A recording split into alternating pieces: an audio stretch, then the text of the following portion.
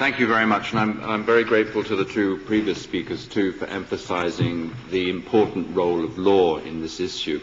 As an international lawyer, and I was asked to provide an opinion earlier this year on the status of the residents of Camp Ashraf in international law and the implications of that status for the mandate of the Office of the United Nations High Commissioner for Refugees, an office for which I once worked for 12 years as a legal advisor. Now, the purpose of my opinion, as I mentioned, was to clarify the status of the camp residents and to see what that meant from the perspective of UNHCR's protection mandate.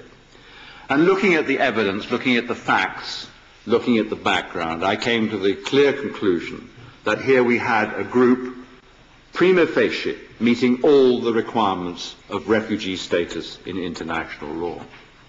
And what I wanted to reiterate, to emphasize at this point, is what international protection means. It means that the UNHCR and states supporting the UNHCR must bring home to the government of Iraq its international obligations, to remind them of what is due to refugees on their territory.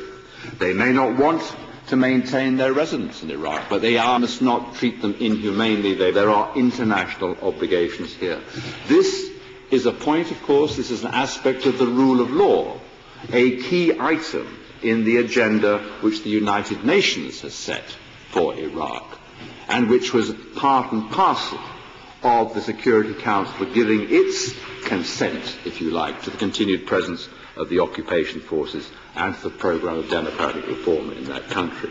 These are the reasons why the UN, that's to say the international community of states at large, has a legal interest in what is happening in the camp in Ashraf, what is happening to the residents of that camp.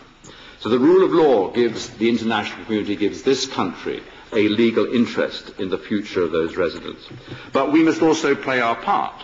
There is a role here for the United Kingdom, for other individual countries in Europe and elsewhere, to help the UNHCR to provide the solutions. Thank you.